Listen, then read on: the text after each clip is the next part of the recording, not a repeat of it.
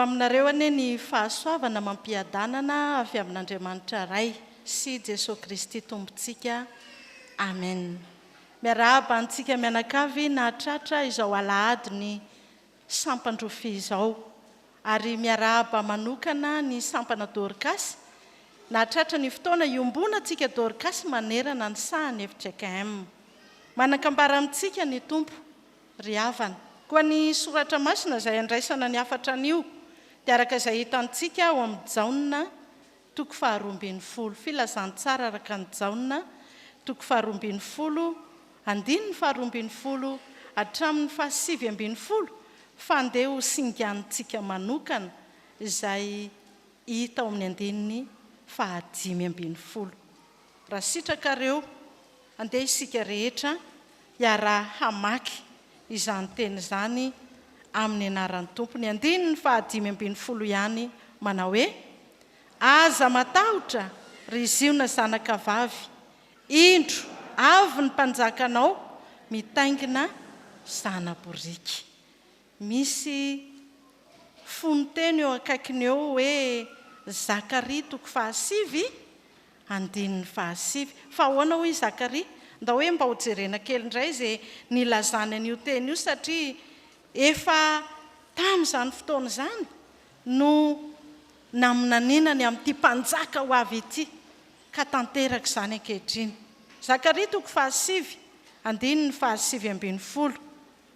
Dia rehefa hitantsika rehetra vakiana izany teny izany amin'ny anaran'ny Tompo, manao hoe: mifalia indrindra ry Jeona zanakavavy, manaova feo fifaliana ry Jerosalema zanakavavy, indro ny mpanjakanao avo anao, marina izy sady manam-pamonjena, malemy fanahy sady mitaingina boriky, dia zana-boriky tanora.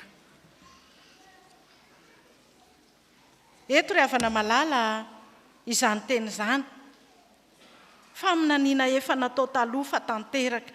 Indro ny mpanjakanao avo anao.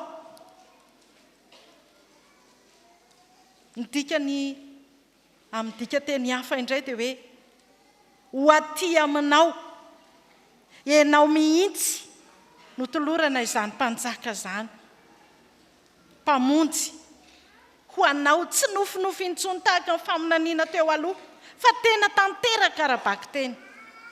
500 taona taty aoriana tanteraka izany tamin'ny nanaovana izany faminaniana izany. Ambara reto ry havana ny hoe aza matahotra. Tamin'ny herin'ny androany raha ny Toriteny teto amintsika ny ray aman-dreny président synodal, dia mbola izany teny aza matahotra izany no nitoriany teto.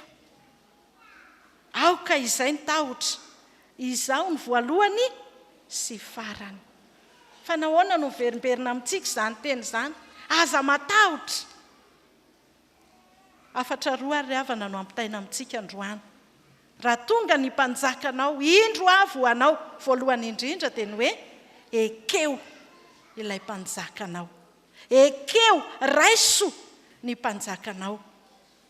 Efa io anoloanao io mihitsy, koa fohaniny tahotra sy ny aya. Ny teny hoe mo Jeona zanakavavy na Jerosalema zanakavavy dia entina milaza ny vahoaka n'Andriamanitra amin'ny ankapobeny. Iza ny vahoaka n'Andriamanitra? Isika izao. Aza matahotra.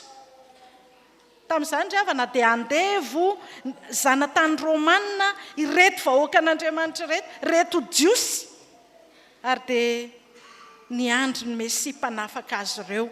Tena mafinazo azy ny andro Mesia izy, satria nahoana? Mijaly loatra izy, ka heveriny fa io Mesia ho avy io no amalifaty andevona ireto Romanina ireto.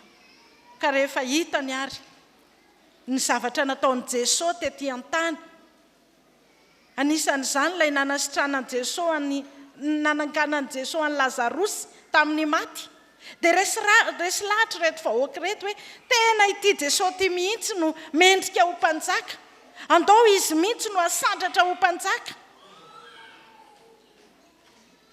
inona ny zavatra niseho rehefa enina izy ireo fa hiakatra ny Jerosalema Jesoa dia nasehony tamin'ny fifaliana ny fitsenana zany mpanjaka zany tamin'ny fiobiana tahaka izay naseho tamin'ny sary androany nataon'ny sekoly Alahady fifaliana re zao eny fa na dia efa nisy fanambarana aza nataon'ny fariseo sy ny lohan'ny mpisorona hoe zay mahita n'iny Jesoa iny dia mitenena mba hisamborana azy fa tsy mety ny ataony kanefa ny mifanohitra amin'izany nataon'ny olona ny oby an'i Jesoa hosana hosana inona moa ry havana ny dikany hoe hosana amin'ny teny grika dia hoe vonjeo re ampandreseo izahay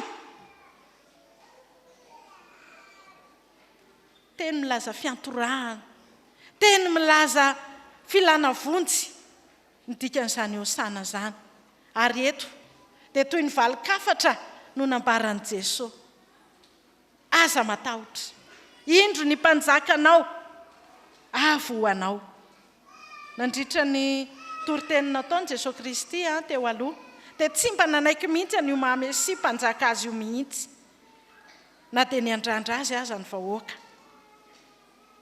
satria nahoana hevitra ranofo no nandraisan'ny olona izany hoe mesy mpanjaka izany ka tsy nanaiky Jesoa Kristy ary raha nitady hanangana azy io mpanjaka ankeriny ny vahoaka rehefa nahita ny tao aorian'ny nampitombon'ny mofo 5 sy azan-drandro dia inona ny nataony nandeha nandositra Jesoa nakaiza izy nankany an-tendrombohitra tsy nanaiky an'izany izy tsy mba nieritreritra ny andrombaka fanjakana zany Jesoa tsy nieritreritra ny andrombaka ny fanjakany Heroda mihitsy izy na dia ny ahihany amin'izany azy Heroda tsy mba Jesoa mihitsy ny nandany fahefany amperora romanina ary zany no nanereny Jesoa ny olona anaraka tsara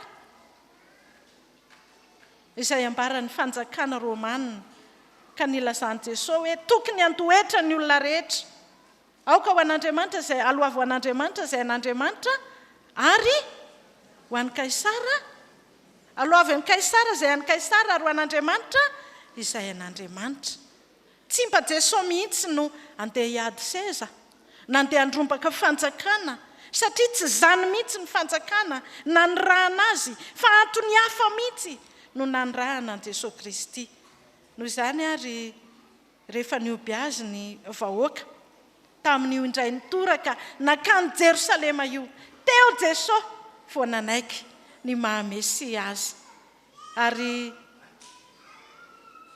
ilay fandresena ilay fanekeny Jesoa no nanafaingana ny fampijaliana azy ny fijaliana io fiakaran'ny tany Jerosalema io no nanafaingana ny fijaliana lay hosana hosana hosana teo nivadika ho inona omboy omboy hoy ny irak'Andriamanitra maro rehefa hoe irahana hitory filazantsara dia hoe aleo mihitsy aloha le omboy omboy mandeha voalohany fa raha vao le hosana mandeha mialoha dia mivadika omboy le izy fa aloha mba ny omboy ny mandeha mialoha mba hivadika hosana eto moa ry havana malala Jesoa Kristy no resaka ianao ve manao ahoana ny fihetseponao manoloana izany mpanjaka izany fa Jesoa Kristy rehefa natolotra teo amin'ny azy teo amin'ny fitsarana ianao ve no mpanjakany Jiosy tsy no lavin'i Jesoa intsony izany saingy nahitsiny Jesoa no hoe tsy amin'ity tany ity ny fanjakako ny soratra masina teo ambonin'ny azo fijaliana dia nataon'ny olona fanesona an Jesoa Jesoa avy any Nazareta mpanjakany Jiosy izay rehetra nandalo dia nanaraby ny ome naneso fa lehilahy tokana ihany izay nivalo teo akaikin'i Jesoa no hany mba nanaiky dia ilay jiolahy zany ahoana ho ilay jiolahy teo anilan'i Jesoa tsarovy aho rehefa tonga ao amin'ny fanjakanao ianao ho an'izay mijery an Jesoa amin'ny masom-pinoana dia miariary teo amin'ny azo fijaliana zany fandreseny zany ny mahampanjaka an Jesoa ry havana malala ekenao ve ny mahampanjakan'i Jesoa. Vanim-potoana androany zava-dehibe tena manerana ny fiangonana ny Alahadin'ny Sampandrofia. Mba nekenao ve ny mpanjaka samijanonao fety fotsiny izany. Indraindray mantsy havana atao ny sitraponao ihany ny tianao anjaka fa tsy ekenao izany hoe mpanjaka tena arabaky teny mihitsy ane. Ianao ve mba feno toky fa natao ho anao mihitsy hitantana anao, hitarika anao izany mpanjaka izany. Indraindray havana malala tsy eken'ny olona izany. Mbola ny sitrapon'ny olona ihany aloha ny tiany atao fa tsy neny mpanjaka izany.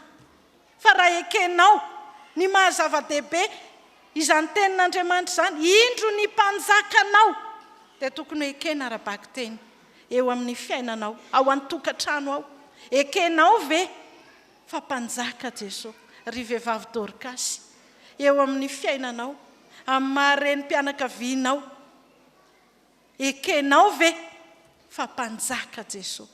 Indraindray mantsy ry havana variana fotsiny isika, dia sepitra tototry ny fiainana isika, dia ny sitrapontsika ihany no tiantsika ho tanterahina. Fa manomboka izao, aoka tsy hijanona ho vanim-potoana fety fotsiny ny Sampandrofia, fa fanekena ny Tompo ho mpanjaka tokana eo amin'ny fiainanao no hevitra izany. Indro ny mpanjakanao. Manomboka izao ary vao fomaraina ianao, enoy ny mpanjaka. Ahoana hoy ny mpanjaka? Miresa amin'ny mpanjaka. Ahoana hoy Jesoa?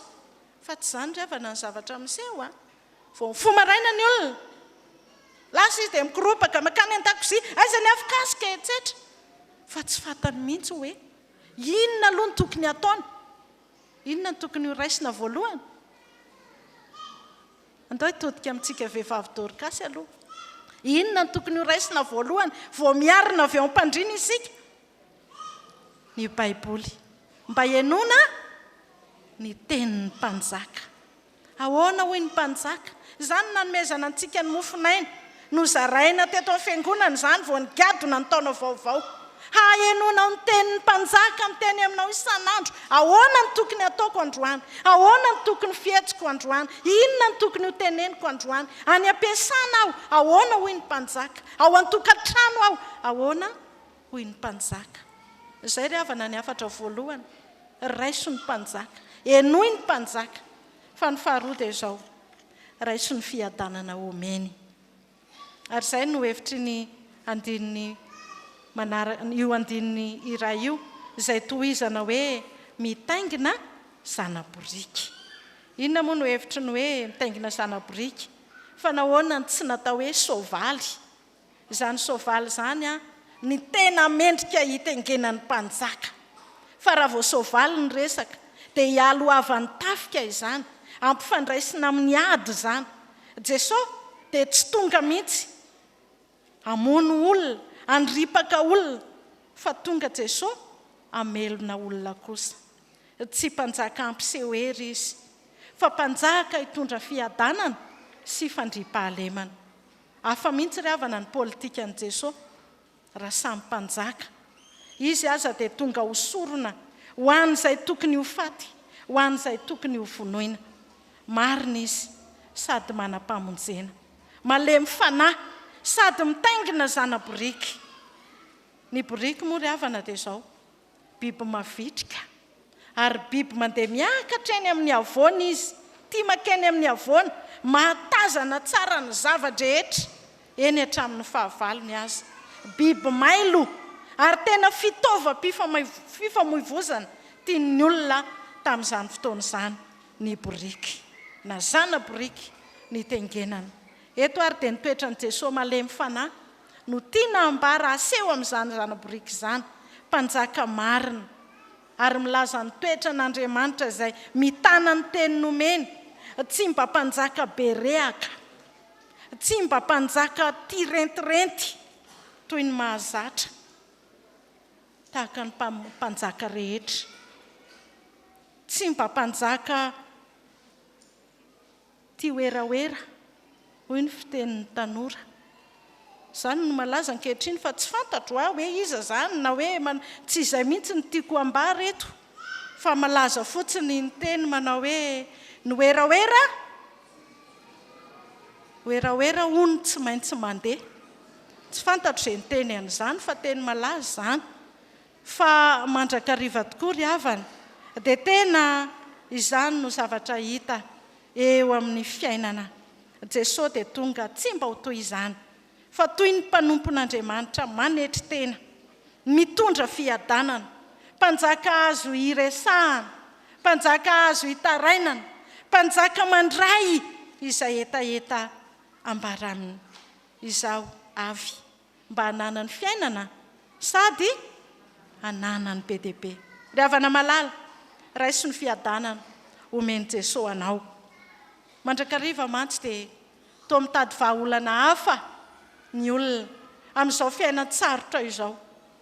Fotoana mampivarahontsana ny maro, mampiravoravo tanana, tsy mahita fiadanana ny olona ka mandeha mitady fiadanana amin'ny zavatra hafa, amin'ny hery hafa, any amin'ny fanompoan-tsampy maro isan-karazany. Ary ny tena mampalahelo ry havana dia izao. Indray andro tany amin'iny faritra tany Antananarivo, mahita olona milahatra be mitomandavana fa maninona ireo olona ireo? Mitsindrona drogue hono, mba hampiadana sy hampilamin-tsaina ary dia efa fantatra hoe atsy. Zany ve ny fiadanana? Aiza ny anjarantsika fiangonana? Inona ny tokony ataontsika? Ry vehivavy Dorkasy eo najoro ny fiangonana isika, ikolokolo sy hitaiza, ny ankizy, ny tanora sy ny olon-dehibe. Raha tsy ianao mihitsy aloha no resy lahatra mandray ilay mpanjaka, hitory ny filazantsara dia ho isavoan-danitra avokoa izay rehetra ambara amin'ny toriteny sy ny fampianarana maro. Tadio tsara ry vehivavy Dorkasy fa isika no nirahana hitory filazantsara voalohany raha nitsangana ny Tompo koa aza mandraraka ilombian-doha. Torio ny teny na amin'ny fotoana na tsy amin'ny fotoana, mijoroa ho vavolombelona mandray ny mpanjaka ary mandray ny fiadanana atolotry ny mpanjaka. Mampalahelo ny zavatra miseho ankehitriny ry havana, mampitomany ka anjarantsika ny mandinika. Inona ny tokony ataontsika? Zarao ny fiadanana ary alohan'ny zaranao izany hiaino aloha. Raha mahita ny olona zany ianao miravoravo tanana dia anjaranao ny miteny aminy, mampahery azy, aza matahotra ka milaza ny hoe katsao aloha ny fanjakany sy ny fahamarinany hanampy anao ny zavatra rehetra. Misy ny firana fanampy 770. Jesoa no tompo sy mpamonjy ity no any ampiadananao. Raha Jesoa ho tompo sy mpamonjy hanapaka ny fiainanao dia ho hitanao ilay fiadanana maharitra mandrakizay. Koa aza mitady fiadanana any ankafa, aza mitady fiadanana ivelany izay omeny Jesoa Kristy anao, fa indro izy tonga hamonjy anao, indro ny mpanjakanao hahavoanao. Aza vela ho fety mandalo foana ry havana izao vanim-potoana ny Sampandrofia izao, ankalazaina amin'ny fomba maro, fa aoka fotoana ampiova ny fihetsika, ny faharesen-dahatra, anapa-kevitra fa manomboka izao naiza misy raisiko ny mpanjaka, ekeko ny mpanjaka ary raisiko ny fiadanana atolotry ny mpanjaka. Ho an'Andriamanitra anie ny voninahitra fa ho amintsika rehetra izany teny izany. Amen.